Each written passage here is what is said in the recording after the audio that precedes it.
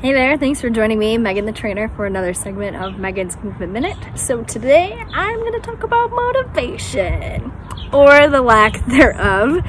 I know for myself included that there are probably many of you out there who are struggling with motivation at this time, since we've all had to stay at home and can only go out for the essentials.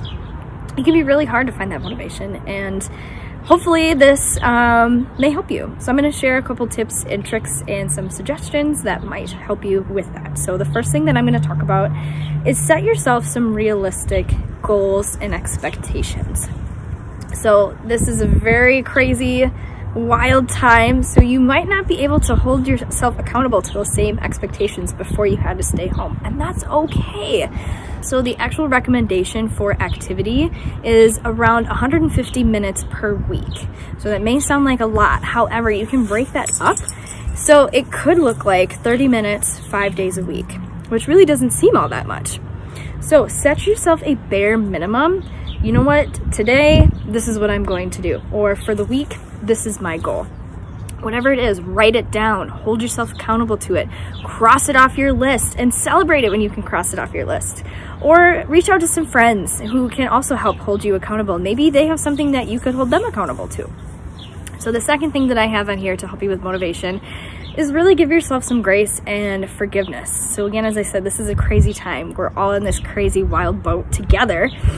So if you don't meet your expectations, that's okay. Forgive yourself, reset them if you need to, and make adjustments accordingly. But don't guilt yourself, don't beat yourself up, don't punish yourself, because nothing good can come out of that. So some is going to be a lot better than nothing here. Third tip for motivation is if you don't feel like doing something, do it anyway. Something that I tell myself a lot is, if I only did the things when I actually felt like doing them, I would accomplish nothing. How often, think about it in your life. How often would you go to work? How often would you go grocery shopping? If you're a student, how often would you actually go to class? I know I wouldn't. So just be aware, just be mindful of how you're feeling, and kind of challenge yourself to still show up anyway. But give yourself that, permission to, after 10 minutes, if it's not working, then it's not working. That's okay. Then again, maybe go back, reassess your goals and expectations that you have. So the other thing is just tell that negative self-talk to shut up. Put a cork in it. Tell it to go away. Nothing good comes out of that. So I know something that I feel really fortunate of is the gym that I work at with Fitness Lying Down with our clients, and for myself personally, is that we have the capability to still do live training sessions, even though they're online. But that allows you to have a coach to kind of drown out those negative, self-talk, to tell it to shut up, to not listen to it, because you're in the gym, you're listening to me as your coach. So if you do not have access to a coach, maybe crank up the music, really jam it out. I know when I work out, if I'm by myself, if I'm going for a run, I turn my volume up all the way so I can't hear myself breathe. Otherwise, I get really self-conscious because I am huffing and puffing, trust me.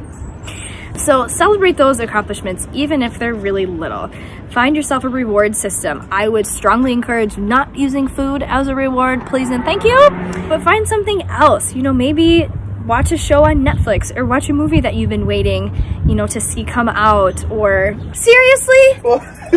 I'm recording a Megan's Movement Minute right now. Well, actually, my dog mom duties are calling me. So until next time, now that you know better, let's go out and do better so we can all be better. All right, come here. Good boy.